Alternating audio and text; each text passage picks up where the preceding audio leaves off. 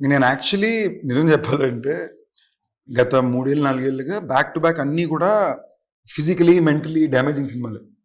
అంటే సెట్కి వెళ్తే పొగ, మట్టి, నిప్పు, ఒంటి మీద రక్తం, రోజు ఏడడం ఆడడం, వోకల్ గార్డులు దెబ్బతినేసి ఇలాంటివన్నీ ఉన్నాయి. ఏంటి మైకిల్, భైరవకోన, రాయన్, క్యాప్టెన్ మిల్లర్ అన్నిలాగే, ఏవన్ ఎక్స్ప్రెస్ అన్నిలాగే ఉన్నాయి.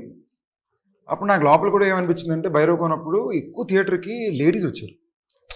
అండ్ నాకు చాలా ఇంట్రెస్టింగ్ ర్యాండమ్గా ఏంటో 2-3 లేడీస్ అనింది సినిమా నచ్చిందండి అని నేను ఒకసారి అడిగితే ఒకరి దగ్గర సినిమా ఎలా ఉంటే ఏంటమ్మా నీ సినిమా అమ్మా మేము చూస్తామమ్మా అన్నారు. నాకు అంతకన్నా పెద్ద సడన్గా ఏదో అనిపిస్తుంది కదా. సరే పాపం అందరూ ఎప్పుడు చూసినా కూడా వెంకటాద్రి ఎక్స్ప్రెస్ లాంటి ఒక సినిమా చేయి అంటున్నారు. నేను నా పర్సనల్ ఇంట్రెస్ట్ల మీద ఏంటి భైరవకోన ఊరికి వెళ్ళాడు, మైకిల్ అని చంపేస్తాను వెళ్తున్నానేమో, మంచి ఫ్యామిలీ ఎంటర్టైన్ చేయాలనుకున్నా. నేను అనుకున్న టైంకి యూనివర్సే కుదించినట్టు, దేవుడు కుదించినట్టు కరెక్ట్గా మళ్ళీ ప్రసన్న త్రినాథ్ గారు వచ్చారు. ఐ వాజ్ లైక్ ఓకే, ఇంతకన్నా పర్ఫెక్ట్గా ఇంకెక్కడ కుదురుద్ది అనుకుని. యూజువలీ నేను ఎప్పుడు నా సినిమా సెట్ చేసుకుంటా, దానికోసం పోరాడో డైరెక్టర్ని పట్టుకుని కథ పట్టుకుని అన్నీ చేస్తా. దీనికి అది ఏం చేయలేం, ఇది నాకుగా వచ్చింది సినిమా. ఓకే కథ బాగుంది, సెటప్ బాగుంది చేసి